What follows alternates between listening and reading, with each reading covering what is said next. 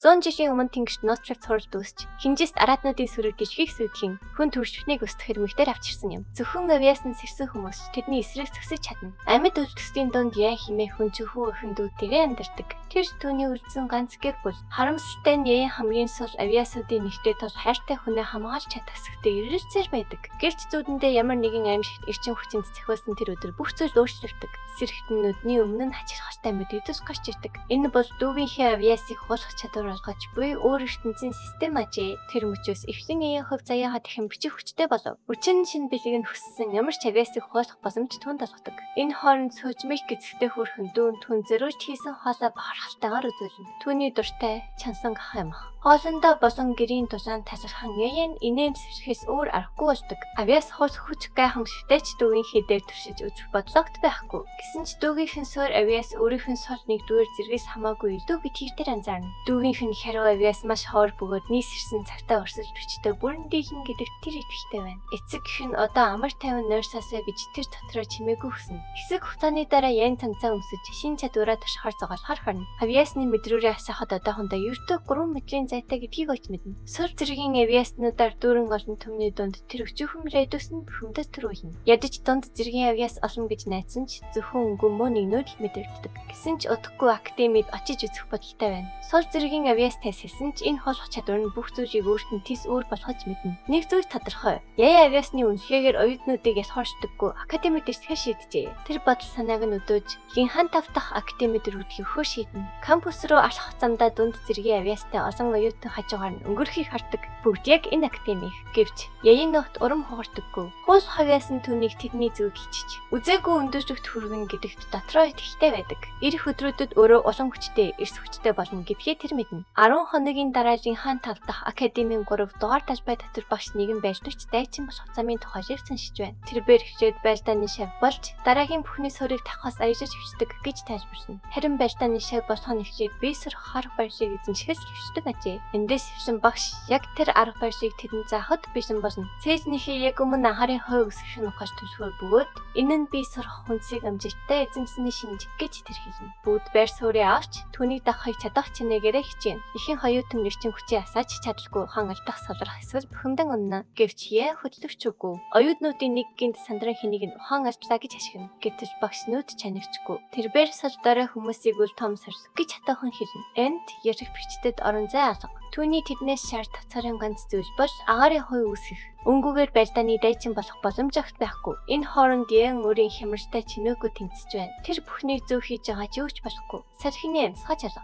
Агаарын үжээлч гаргаж чадаагүйдээ сул авьяасаа буруудхан хараан зүхэж дотор нь бухимдал улам ирсэн. Багшийн төвчээр барагдах тэр мөчөд тэр уурж энэ ангийг заасан хамгийн муу анги гэж хэлнэ. Бүгд газар унсан байна. Ганц янаас бусад нь арай хинч боловдсоо байна. Багш таасан эдгээр ясаж бичиж залхаа тэнэгүү шиг аашлахын оронд чинааны үлгэр жишээг дагаж урам зоригоо өрнүүлээсэ гэж хэлнэ. Дараа нь энэ Жамбо руу ирж энэ Чиндан гэдэг нь хин бэ гэж асуув. Жамбо инээмсэвсэн бүх нарийн ширээнийг гэж хэлнэ. Чиндан бол жирийн оюутан биш. Жинхэнэ хүчтэй нэг юм. Тэр ердөө хагас сарын дотор байлдааны шавын байраа олж тэр чигтээ гахалтай байсан тул цэхэл өөрөө бичлэн сорхоор авчээ. Чиндан хамаагүй өндөр зэргийн авьяастай байх ёстой гэж юм бодно. Дараа нь Жамбо Чинданы гарын үсгийг бахархалтайгаар үзүүлж Чиндан өргөлт хөрөх үед энэ гарын үсвэж хэдэн сарын түрээсийг нь түүж чадна гин. Яя нүг хийж ятан үлдэхэд Жамбо цээжээ төрөн бахархалтай зогсно. Гин тэрхэн тойрны бүх оюутан байсан эсрэлдэж догтлын давлгаа тархна. Хорж бүхэлдээ баярлсан Чиндан иш шалхаж ирэхийг хараад давжж байна. Одоо олон түмэн түүний гарын үсгийг авахар өхөн хатан хүсэж байна. Жон хамаг хүчээр урагшгүйж дахин нэгийг авахын тулд бусдыг төрхөн зайлшуулах бэлэн байна. Тэр зур ятан бол энд нэр хүндтэй. Дунд зэргийн зэрэгтэй Чиндан гаж ирж байна. Чиндан бүгдэд хандаж багшийнхаа өмнөөс тэднийг урамшуулахаар ирсэн бөгөөд найзуудынхаа өмнө шавламын бай болох санаагүй гэдгээ хэлнэ. Яян холхоор ашиглаж түүнтэй гар барихыг шаардсанд олон түмэн газрын байсуу. Жон ихний гар барьштыг булаахаргүйж түүний араас бусдын дайрч эцэст нь яны ээлж иржээ. Энэ залуу өөрийн гэсэн жижигхэн толгоонтой. Тэр гараа сонгонгоор барьж дон хайхрамч хөхөн түнд аз хүсв. Яг тэр агшин Жэний тосход гин талхал төрнө. Хэсэг хугацааны дараа тэр дунд зэргийн авьяас хожигдсан нэгтгэхэд бишин гэсэн статус цанхны өмнө зогсно. Одоо авьяас булаагч хүртэл энэ нэгтгэл яаж ирэхийг мэдэхгүй байна. Тэр яагаад өмнө нь дотроос аянга цагсныг одоо ч ойлгохгүй байгаач тэр бодлоо хаш тавьж нүдний өмнөх зүйлдээ анхаарах гарлаа хандуулна. Тэр цааш үргэлжлүүлж мэлбшиг сонголтыг дарна. Түүнийг дарангуй цээжийг нь хорц өвдөж зүсэн. Зүхийг нь мах бодлогчроо шахаж байгаа мэт болно. Одоо энэ үр чадвар хулгайлгчийн тарих хайрч байгаа мэт санагдана. Хулгайлах нь сонсогдож байгаа шиг тийм амар зүйл биш гэдгийг тэр эцэст нь ойлгоно. Залуу шасан дээр үнэж арай хин тэсээр байна. Хэсэг хугацааны дараа статусцаа хасаж түүний бясалгалын авьяас донд зэрэгжиж амжилттай хэснийг бичнэ. Хичнээн зовлонтой байсан ч бусаагч үүнийг үн цэнтэй гэж бодно. Тэр бүх зовлонгоо шинэ ихлэл өөрийнхөө цаа шинэ хувилбартай сарж байна. Мөн авьяас хуулах чадварын хүчээж дэвтөө бочхоног. Хугацаа дуусмагт дахин авьяас хууч чадна гэдгээ тэр ойлгосон нь түүнд төгсдөхөн. Одоо тэр бие бэлтрийн тэсгэлийн аргыг төвшхоор шийдэж байна. Байршилтаа орсны дараа дахин орчход нүдний нүмэн жижигхэн хой сархи өсч эхэлнэ. Дүнд зэргийн авьяастай болсон тул одоо бүх зүйл маш чиг тусж байна. Ингэснээр тэр том зэргийг харж эхэлж элит маршал дайчин болгон тийм чухал мэт санагдах болжээ. Үнэн дээр агуу маршал дайчны түвшинд хүрэх нь бүр боломжтой мэт санагдаж байна. Сарын дараа сарны гэр догшин чоныг дэврээс нөгөө дэврэлөө өсөж байна. Яг тэр үед аав охин хоёр орой хоолны төсөвлөгөө хийж авч байна. Тэр зөөрийн одоо маршал чай болсон ч жинхэнэ маршал дайчин гэж нэр хэвхэд урдсан мөрдсөн байна. Чиндан захирсаас хувийн сургалт авч байгаа тул тэр засаа өөрөөс нь хамаагүй хурдан хүчрхэж байгаа биз гэж юм бодно. Нүд эрмхийн зөөр аавын атгасан дийн газар онож догшин чон түнлөө өсөрч тэр дороо аллаа. Бэцхэн өхний хашгирaan чимээг өгцөсөж яа хөшиж тэр аимшигт үзүүлээс царин цавхийн гинт дунд нь мангастайгааг бүгд ойлгоход сандраж тэгтэн. Хашгираа нагаарыг дүүргэж алхахыг нүдээр үтсэн хүмүүс айснаас чичрэх дугаараа бүгдийг цогтхойг хашгирна. Яй мангасыг ороос харж байгаа нь энэ ахных. Амтан бэцхэн өхөн лөө төхөж ачих яг тэр агшин ян зэрэг гархан түүнийг зайлуулж татна. Чоноо тэдний хойноос шахан ихэж байна. Аратан хит хурдан зогтох цаг гарахгүй гэдгийг ойлгоход түүнийг айдас тарина. Яг тэр үед Баатарсар дүр гинт гарч ирж чаныг ард талаас нь мөргөж доорх замыг хагасв. Мөнгөн сарны чан нэрг нь ангааг нь хатан саадварж зүрхсэн дөрдөө ашхарна. Тэнд завсаж байгаа нөр хинч биш. Алдарт ахлагч гэж үж бөгөөд оройтож ирсэндээ очиж байна. Тэр аратантай өөрөө тэмцэгцөр ахныг аюулгүй байлгахыг янд ташаана. Яа намсгаг харч охиныг тэрэн барь хацуур гэж үжигч завсаж тоглолт үзүүлэхэд бэлэн болно. Баатар аимшигт чантай мөргөлдөх яг тэр агшинд ян бяцхан охины нүдийг түргэн тагаалж харахс зүгтээс хамгаалав. Тулаанд орсон гэж үж энэ аратан жирийн мангас биш. Дотор насар ихгүй Чингиснийг тэр дараа мэднэ. Түүний хог мэд хажуу тийш ицсэн ч хортон дорд үзэсгэлэл биш гэдгийг тэр мэднэ. Гэвч тэр инээмсэглэн энэ томорсон гүжигт өөрөө ганцаараа тэнцэхгүй гэдгээ санаална. Яг тэр үед түүний гурван нөхөр айн гамит тэнгэрээс бөөн хажууд мөн газардаж эхлүүлсэн ажлыг нь дуусгахад бэлэн болно. Гээж бүж хөдөлгөнгүүд нөхдүүд нь түүнийг дэнчээр дайрч эсдэрээ аратныг гүн зөсөв. Гүжиг эцэст нь бүрмсэн унасан болов гэж тэр хэсэг зөөр бодно. Гэвч тэр үед мангас яс хүрч жихүүдээс төрхөөрсөж тарж буцалж буй цусны өөр мэд узангаараа биесэн сасан нэгж харцаар залуу юу болохыг ойлгоно. Аратан цусан дэлбэрчлийн горимд орж байна. Тэрээр нөхдтэй сэрэмжтэй бай гэж сэрэмслүүлнэ. Учир нь одоо байж хамаагүй дортно. Дагардагчдын нэг нь хамаадыг шалгахаар яран очиход тэр одоохондоо гайгүй байна. Гэтэл гинт бүгд болиус өдөртөө шорхон цогтхыг харна. Гээж бочнуудыг гэлцүүлэн хөтлөж гişнэ. Энэ гүсгийг яндар нэмдээс гарах гээгүй. Гинт яхамана агарыг дүүргэж ном сумаа чангарсан бүсгүй яг тухайд нь бөөн юм. Гээж боч инээмсэвшин. Энэ гоо номчин бүсгүй хүлээж яасан юм. Тэгээд бүсгүй сумаа тавихад агаарыг хэсгэл эсгэлж мөнгөн сарны чаны хүзүүнд дээр тавьтсан. Тэр дөрөө аратан газар тунаж тэндээс эм тавина. Гээж бол чангийн нээж энэ аратан тэдний ангитай тэмцэхэд ихтгэхийг суулгэн. Багийн өөрний гişүн бүсгүй мартан талхаа тохиж мэрэгэн бодлогыг нь дээд зэрэг гин. Тэр зөөр яан чимээгүй хүн мангасын төзөөийг шалгана. Төзөөгийн цаах мөнгөн сарны чанын авьяасыг харуулна. Доод зэргийн цэсний авьяас, хөвсөн сорцогчийн зэргийн хортны авьяас. Цаасан дээр төдийлөн гайхалтай биш ч ийм аратны хувьд биш төлгөө тулаанчдыг имш замбраагүй байж даруусахад хангалттай аюултай. Бяцхан охин хөтлөнөдөө бүхтэж гин. Чоны өгсөн харагц зэргийг хараад амаа ангайлгана. Гэвч бүх юм тайвширч ивших хагшинд яйн нарийн хөдөлгөөнийг анзаарна. Чоны нэг саргууд очиж байна. Ямар нэг зүйл болохгүй байна. Дагагчдад ясалтай тэмдэвсэн амарч хорны төслийн мангастай тэмцэх нь өргөж толгойн өвчин гэж гомдолсоор бүх юм дуссан мэт ундаа авах төжөлгөө хийж өгшин. Яг тэр үед гээж болфын зүүн савин сэн тэр мэдэрнэ. Ямар нэг юм индүү байна. Нэг ч секундаж зүгөө тэр бүгдэд хашгирна. Мангас амьд хിവэр байна. Өөр шишингээр дүржсэн мөнгөн сарны чанаа бас ширүүн гужина. Нүдэн цэвэр үзэн эдэлтаар шатаж амархан бууж өгөхөөс татгалзсан. Ийм мангас чашигдс гэж юу болохыг ойлгодоггүй. Эцсийн эмсгэл хүртэл тэмцдэг зэрүүд зангаараа амжигтай. Гээж болфын баг бижин зөксөн тушааж хүжээн. Гэвч хамаа дурыг шалгаж тэдэнд тухаргийн энэ сүсгүлийг өрөө тусгана. Яг тэр үед том ир яйн зөө эргэж энэ орчин аюултай хിവэр гэж хаваалцаал гэж сэрэмжлүүлнэ. Гэвч яйн эргэлцэн засаад хариу үзүүлэхгүй. Гээж бол түүнийг зайл гэж ашиглахч. Авьяас хорооч үүний хүчээ жинхэнэ туршиж үзэх төс боломж гэж харна. Тэрээр огт эргэлцэлгүй аратан зов шууд алхана. Бүх сэрэмжлүүлгийг үлтэн хэн өдрхаа мөнгө саны чандлуу зөхөд дараагийн секундэд төлөвөн цанх авьяас хоригдлаа гэж орж ийн. Яйн нөхран өсрөхөд яг чанын бие дээр буун. Цанх дахин нэвчиж нэрж мэсчиг татсаар байна. Хоёр гараараа энэ үр чадвар хулгайлагч Монгосыг дорж энергийн дэлгэрэн дамжуулан гараатны дотроос нь гэрчдүүлнэ. Авиасыг нь хуулсаар байхдаа яйн алштаас таашаал авч хөвшин. Цогцс руу нүдрэг буулгана. Эцэст нь гээж бож форцсон түүнийг ухааруулж гараатан нэг хэдийн өгцөн гэдгийг сануулна. Чон тэрсэн хിവэр байгаа яйн гараатан мөснийг сайн мэдвч түүнд хамгаас чухал навьяас амжилттай хоолгцсон юм юм. Яг тэр үед гээж бож форч гарч багийн хандаа цэвэршгээний өрөх хуарж хөвшин. Тэр гурвандэд ангийн хандаа унсан хүн болон мөнгөн саний чанарын цогцыг зөөж гаргахыг тушаана. Номчин бүсгүүд бяцхан охиныг харах өргөсний дараа явахаар бэлтгэж байхдаа гээж бож яйн руу эргэж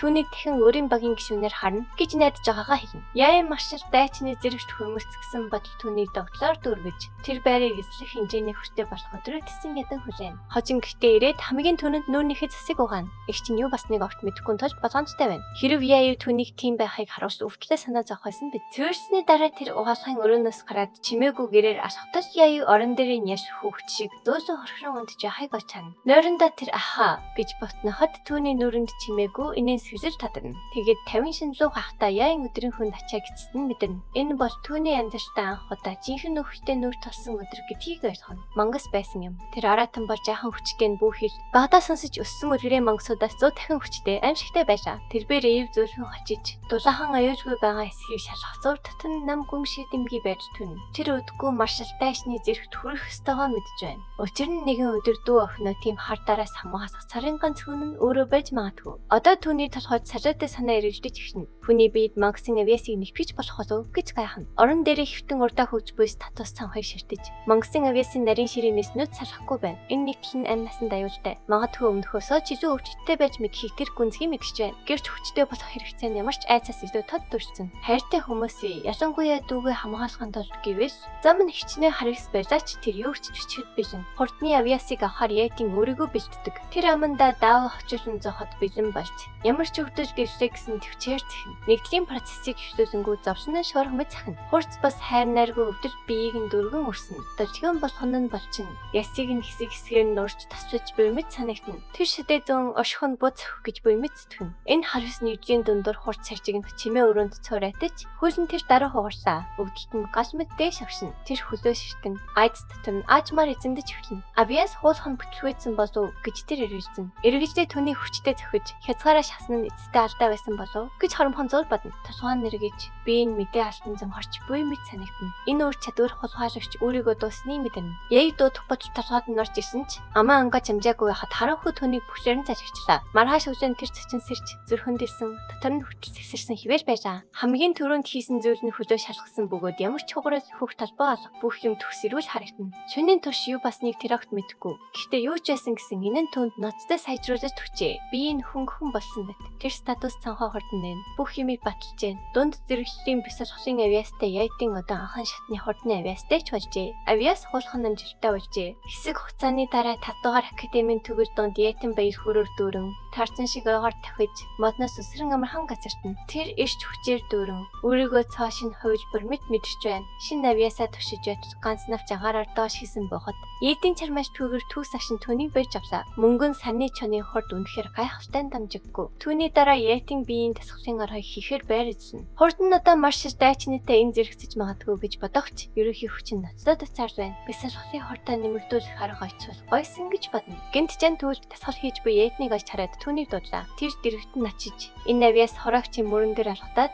ялхаар гэрт даруй анзаарна. Яйтын одоо цус нэрээд бат бүх залуу мэд мэдрэгддэг болжээ. Жан түүнийг аль хэдийн машин шавын шатыг даасан гэж мөрий тавина. Дараа нь тэр зэрэгчин яйтын илүү хүчтэй болохоор хайж байгаа эсхийг асууж Монголын цусууж үзхийг санаж болгоно. Энэ хачин залуу өөрөө уусны дараа урдынхаас хамаагүй хордон ахиж хвшний хайхрамжгүй хүлээн зөвшөөрнө. Хиндэ яйтын үнд нэг ч үгэд гээгүй ч одоо Монголын цус үнэхээр тийм их хүч агуулгыг сонсоод чин сэтгэлээсээ цочирдно. Мөнгөн сарны чонын цусыг нүдэн дээрээ байхад нь анх цашааныг алдсандаа яйтын баг зэрэг гişөднө. Гэвч хачин залуу жааны нэмсвчээд хэрв яйтын сонирхож байвал Монголын цусуулж авахар мэдчихвэж магадгүй гин. Мэдээж яйтын илүү ихийг сонсоход дургүйцэхгүй. Тэр үед жан нарийн ширээнийг задлана. Тэрний жинхаа бааз ингээд өдөртлөгөө хотоос гадуухан шин зэрлэг бүс нээсэн ажээ. Энэ нь 5 том академийн шалгалтын талбараас хон бичигдсэн бөгөөд шалгалтыг даасны шагналанд өөр юуж биш. Ягж Монголын цус яйтын энэ зэрлэг бүсийн аюулын түвшин асуухад жан нэрээд баг гэж хайхрамж хөхөн хийнэ. Монголсуудын ихэнх нь аль хэдийн цэвэрлэгдсэн. Зөвхөн үлдэгдсэн мөр удам буюу сул дорой хэдхэн л үлдсэн. Эрдэнэтийн оршдох нь зүйтэй гэж бодно. Жан тэр даруй Эрдэнийн шалхалтад өөрийнхөө багт нэгтгэхэд ятгаж оршдно. Эрдэнийн царай хоосорч цохиулсан юм шиг бараг хөшин цогсон. Царайгаа хөшүүлсэн мэд өгөөцөн санаж төшөөрөлтөө бэрхшээж байна. Жинэн гомдсон найзууд учраас энэ нууц мэдээжийг хуваалцсан гэж гундна. Йети өөрсдөлгүйж дараагийн удаа хамтарна гэж хэлнэ. Ингэж татгалцсанд нь жин түүнийг хайр найргүй нэг ингэж зарна. Гэвч үнэндээ Йети хин нэгэнтэй хамтрах нь дэндүү өрсөлдөлтэй гэж боддог. Түүний чадвар одоо ч нууц хിവэр задруулж бүхэн эрсдэж дарна. Ганцаараа даван тоосох нь илүү аюулгүй. Би ч тэр шийднэ. Энэ авиас хулгайлагч үр дүрдээс илүү дүрсэн. Ямар ч балтгай нэвтэрч мансын цэсийг гартаа оруулж эцэст нь маршал байчны зэрэгт хүрэхээр зорж байна. Сарын дараа 5 дугаар академийн ерөнхий офист профессор тийм шалгалтын өрсөг агаагүй хатлаа бүртгүүлсэн тул хин нэгэн мэдээж заашсан эсхийг мэдхийг шаардна. Тийм нэргэсээр байдлаа тайлбарсан. Тэр аль хэдийн маршал шагуулсан тул бүртгүүлэх хэрэг нь бүрэн бий. Ууртай профессор түнлүү ам насны хариуцлагын гэрээ шийдэж байна. Хүүхдүүдээ жаахан удаан нэмэд хасаа гэж боловч тийм шалгалтыг гэвэж гэрээнд гарын өсөг зорох хэвээр өөр бухимдал сарж тосолсон аясаар профессор өгшөөс айж үзэл гэж хэлнэ. Хэсэг хугацааны дараа тийм руу зуран гинэн сэрсээр офсаас гарч ирнэ. Тэр аль хэдийн гэрээнд гарын өсгөө зорчсон байна. Тэр гарсны дараа профессор тоглон оюутнууд ийм шалгалт үнэхээр өөрсдийнх нь төлөө гэж бодож байгаа юм болов гэж гайхна. Тэр өөрөө ч тоглон инээж тийм үнийхээ төлөө харамсах болно гэж бодсон. Дараагийн өглөө нэрс ирээд ахаад дуудана. Гэрч амтд хоолны үнэр түүний бүх юм бизэн болсон. Өглөөний цайны ширээлүүд татна. Тэр сургуулийн арга хэмжээтэй тас 3 хоногийн дараа ирж ирнэ гэсэн тийний зэвчрийг олно. Үнс сарын юмар арга хэмжээ ийм удаан үргэлжилдэг юм бол гэж гайхаж. Хаамар мэндийг чимээгүй хүн юрөнө. Тийм газартаа хурж ирэхэд 5 дугаар академийн оюутнууд тоглон бүжгинж байна. 5 их академиас ирсэн асар олон оюутан цугларчээ. Энэ зур 1-р академийн бие хамгаалагчаа дагуулсан Мошио 5 дугаар академийн оюутнуудад үл том сэлэн харж тэднийг хогийн академийн нагш гэж дарамжлана. Бие хамгаалагч нь хашгин нь сул дараа нэгнүүдийг арчхаар мангасаас гадна хүмүүсийг ч агнах хэрэгтэй гэж хэлнэ. Жамба Мошио засал тэнд түүнийг мо гэр бүлийн залуу үеийн хамгийн хүчтэй нэг гэж хэлнэ. Ус төрийн гэр бүлүүд хэр их бардам болохыг мэдэх тийм. Шаг бас бие тоосон нэгэн гэдгийг тэр дараа ойлгоно. Гин тэртээ хоноос нь гараагүй нэгэн залуу. Мошио руу ширүүн шидэмгийн шигцээр нэгдүгээр академийн бууц руу шууд алхан оров. Оюутнууд хашгиралдан тэр яаж бууц руу норов гэдгийг мэдхийг шаардна. Гэвч тод уурсан тэр залуу тэднийг тоохгүй. Шаг өөртөө нүүр тусахыг сарна. Тэр шаг хэсвэрэн цавчхаар ирсэн гэж хэлнэ. Үүнийг сонсоод шаа зүгээр доохлон нээж энэ залууг тахны хот бишин гэдгээ ээж таруулна. Тэднийг ингэж мэд хэрцгийг харсан тийм санаацсан. Тэр залуу хэн болохыг мэдхийг хүснэ. Ховжуучийн хаан болох Жамба түнд тэр залуу бол 2 дугаар академийн сууд. Нэгэнтээ Мошиод яригдчихсэн чи юунчин гэж хэлнэ. 1-р академийн профессор оюутнууд руугаа цандран элдвийг хийхэ болохыг эднэр хүчтэй дорд үзэж болохгүй гэдгийг сануулна. Гэвч тийм тоохгүй. Би юунчин чанга дуугаар тэмжиж эхэлнэ. Би юунчин эвүүрхэн нэрвэлзэж. Огт танихгүй атлаа энэ хачин залуу хин юм. Юунд намайг гинжиж байгаа юм бол гэж гайхна. Яг тэр үед хоёр өрсөлдөгч задлах гэж байгааг эрх баригчид очь мэдэн. Зэрлэг бүсээс гадуур задан хөвчүүлбэр шалгалтаас асагдана гэсэн зарлал гарна. Аргагүй эрхэнлийн юунчин 1-р академийн бууцнаас холдох боловч зэрлэг бүс дотор ортол өрсөж бичиж орохгүй гэж тангарахна. Шай зугаацсан янзтай зүгээр инээж юу ч дуурахгүй. Нөгөө талд ли юунчин тийм л өдөхөж ачин зоригтойгоор гинцнийг нь магтаж нэрийг нь асаана. Ки өөрийгөө танилцуулахын зэрэгцээлийн юунчины авиасыг ажиглана. Доод зэрэгчийн бясалгын авиас, дунд зэрэгчийн эзний авиастай болохыг хэр анзаарч нэлээд боломжийн гэж үзнэ. Тийм гараар сонгонд хөрсгөр дэмжлэг үзүүлж ли юунчин готхгүй болох зэрлэг бүсийн шалгалтад бүхнээ дайчиж Мошиог давхыг ятгана. Ли юунчингаа хасар гарыг нь натган түнд ч бас амжиж төсөн. Ли юунчины мэдхгүй нэг зүйл нь энэ бол тээний заштай арга байсан бөгөөд гар барьж тардаад ли юунчины эзний авиасыг хойж асан хэрэг ажээ. Шалгалт эхэллээ гэсэн зарлал гармагцныг түгээр академийн оюутнуудыг ихэж чарахаар дуудана.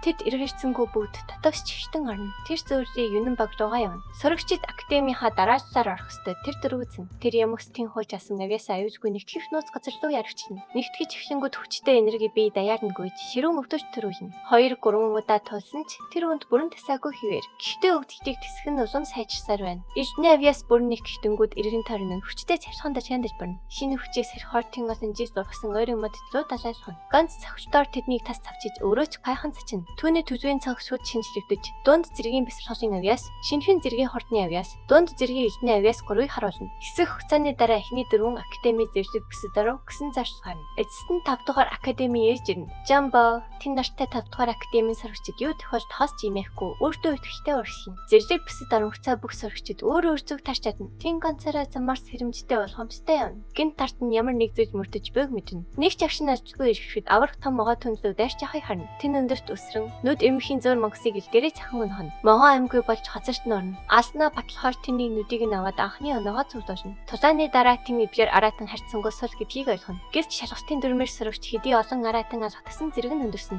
Оргилд хүрэхээр шийдсэн тийм юуч болов тэргүүн байраа авахар зориг шалгадна. Тэргүүн байрын шагналд дунд зэргийн 3 аратны цас 100 мянган бартах бөгөөд энэ нь баг шагнал биш. Тэнд урд нь урт зам байгааг эдгээр шагналыг авахын тулд анадамсаар байх ёстойг мэднэ. Хурдны авиасаа ашигласан барь хас барь сор өсрөн олон аратан хайж урагшин. Тэр агшинд найз жан нь мангсын сүрэгт бүсчирдэн гацсныг ойч харна. Жан асандаа хөшин. Чичрэн туслаач гэж ашиглах ба өөрийгөө хамгааж чадахгүй байна. Саяатай чоннуудын нэгэн түүнлүүд арихад тэн тэр дорн хариу үзүүлнэ. Ном шүрэн орч сум харуулan аратныг онсоор нарчин. Жан ботын хармагцаа цачин нүдэн бүлтийн. Одоо ч айсан хивээс жан түнд эдгэр мангастай бүү оролц. Чич бас аюутай саяатай чоннуудыг дийшхээр сорд гэж санаална. Үүнийг сонсоод тэний нүрэнд илхтэй инээс сэрж тадарна. Хорд эртний авиасаа хослуулсан тэрээр аратнуудын донд бүрхэг сүүдэр мэд хөдөлж хэвшин секундэд тэднийг тас цавчин. Бүх мангас унсны дараа тэдний амьгүй цогцын дунд тавин царай чалчгүй зогсно. Тэр зөөр жан хөшин зогсож өгч хийж чадахгүй. Дөнгөж үтсэн зүйлдээ ипхий чадна. Түүнд бүх зүйл жинхэнэ биш мэд санагдана. Мангасуудыг устгасны дараа тийм ил дээрээ саяатай чонны саяг сууж авна. Дараа нүүнийг авахд болох эсхийг жан суу харж асан. Гэвч жанд хэрхэн малга.